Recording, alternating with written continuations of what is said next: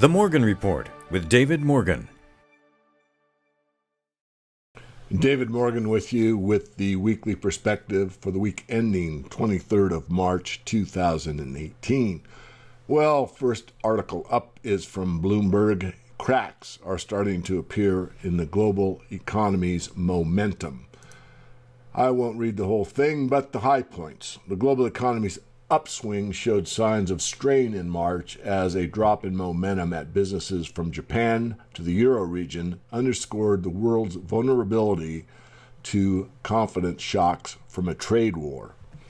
Hours after the Federal Reserve raised interest rates and boosted growth forecast for the year and next, survey data from elsewhere provided a reminder of how the international economic outlook could turn. The euro area's private sector grew at the slowest pace in 14 months. Japanese manufacturing lost steam, and German business confidence fell to the weakest level in almost a year. So things are deteriorating, as I say, almost every week. And of course, Bloomberg is obviously willing to admit this. Next article basically confirms the first one, and this was from Zero Hedge. Global synchronous recovery narrative crushed as the U.S.-EU purchasing managers' inventory plunge. Basically, the article talks about there is a very big deterioration in the purchasing managers' index and that we are seeing basically a contraction in the economy. I'll leave it to you to read the rest of the article, but a lot of this is coming to the fore. I'm going to go ahead and jump into the gold sector. I'll finish up with it as I do every week, but this again from Zero Hedge. Russia is hoarding gold at the fastest pace in 12 years. Russia's adding gold to its reserves at the fastest pace in 12 years and dumping U.S. treasuries at the fastest pace since 2011. The Central Bank of Russia has been increasing its holdings of gold every month since 2015. The country is currently the sixth largest gold owner after the United States, Germany, Italy, France, and China. According to the Central Bank of Russia, gold reserves spiked $455 billion between March 2nd and 9th, hitting at historic highs not seen since September of 2014. Our international reserves increased by $2.9 billion, or 0.6%, in a single week, mainly on the strength of a positive revaluation. So what I'd like to do this week is a little bit of arithmetic, a little thought experiment, if you will, regarding the dollar price of gold. I get criticized on this from time to time, but I'm going to show you how it's done, and anyone can do this. It certainly is nothing more than basic math. But here we are on this website called Trading Economics, and what this shows is the M1 money supply. It shows it on a monthly basis, and the scale is in U.S. dollars, billions of dollars. So the most recent is 3,614 billions of U.S. dollars is M1. So that's basically physical cash and checkbook money, ready cash. And that's the number. And now, of course, we want to look at how many ounces of gold is purportedly held by the U.S., the corporate U.S. So I'm right on the Treasury website, fiscal.treasury.gov. And I'm going to look at this briefly, but I'm mostly interested in ounces of gold, not their book value, because they book it at $42.22 an ounce currently. But here are the fine ounces of gold, which is 258 million ounces, round number, and coin, blanks, and miscellaneous is about 2.8 million ounces of gold, for a total of 261, let's say 0.5 million ounces of gold. What's interesting is if you look at this further, and I will comment on it, mint-held gold, they call it deep storage. Gad has been through this several times. I won't belabor the point, but you see that Denver's got 48 million, Fort Knox, Kentucky, 147 million, West Point 54 million, and the total of deep storage is 245. So Fort Knox obviously doesn't owns the lion's share, but about half of the total. little more than that. Between Denver and West Point, that's about 100 million, and the Fort Knox, 147 million. Mint held gold is here, rather small numbers. Obviously, there aren't that many gold eagles that are produced every year.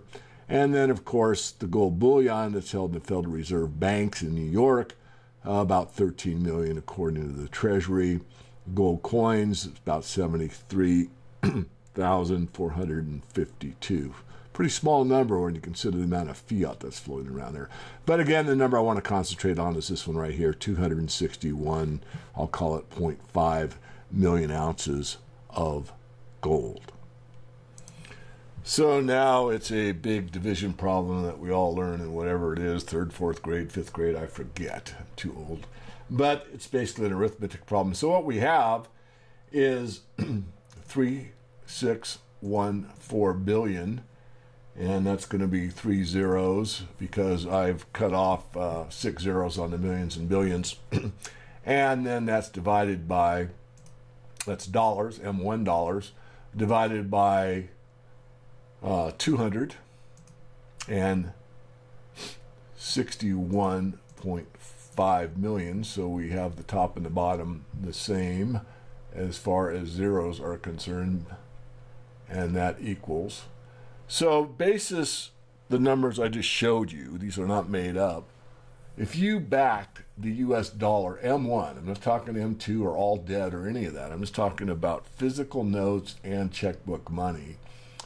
Each ounce of US gold, not world gold, US gold, is worth $13,820. So that's the number. I showed you how I got it. I think this is an exercise that's worth looking at. This is a theoretical price, but I also would like to point out that if you're willing to Google an article I wrote years ago called Engineering the Price of Gold, I did that same math at that time, which is the early 2000s. I think that article was written in 2003. And if you did that at the time, M1 is about $2,500 the ounce. Obviously, we've had a massive increase in the amount of money, quote-unquote money, currency, I should say, that has been printed since that time until now. And, of course, this is reflective in this larger number that I'm showing you right now. So the point I want to make is this. If you did it in 1980, to cover M1, it would take $400 an ounce gold, and the price actually spiked to $850. And in that article, I said it suggests that the price of gold can overshoot the theoretical balance on a gold-backed M1 money supply. And that obviously occurred in 1980. Will that happen again? I don't know. But when people state you're overstating the case for $5,000 gold or even $10,000, and Jim Rickards makes the same argument, he arrives at the number differently than me. But regardless, these are not abstractions that are in the absurd category, and I just showed you why. So you can take that to the bank or not. I thought it was worthwhile to show this at least once, so that people that pay attention to what I do on this weekly perspectives can at least verify this for themselves. And looking a little bit more at the big picture, coming back to that, I think it's important that everybody knows, of course, that we had a drop in the Dow of about 700 points earlier in the week. Both the Dow and the S&P 500 have broken their trendline support areas. The NASDAQ 100 fell below its 50-day moving average. Further to that, both the internet and social media stocks continue to lead the technology sector lower. There's an article I didn't read about Facebook, and the owner purportedly, his net worth has dropped substantially, where he's now only the 5th richest person in the world. Tencent Holdings reflects a heavy selling in the Chinese stock market. And, of course, my favorite topic of all time, every week, the bond market or the debt markets. And there's a drop in bond yields, which hurts the financials but boosts utilities. And that's because utilities are there no matter what. And, of course, their yields are pretty steady. So that boosts utility stocks. And volatility is entering into the marketplace. And finishing up for this week, crude oil is nearing another 3-year high. And, of course, energy shares are starting to reflect that. The energy sector spider is bouncing off a major trend line. And, of course, this is looking better and better. Oil is up 4% for this week, and oil service stocks are even higher. And some of the leaders in that are Transocean and National Oil, Well, Varco, and Hess. So that's it. I will leave you be for this week. I will be back with you next week with another weekly perspective.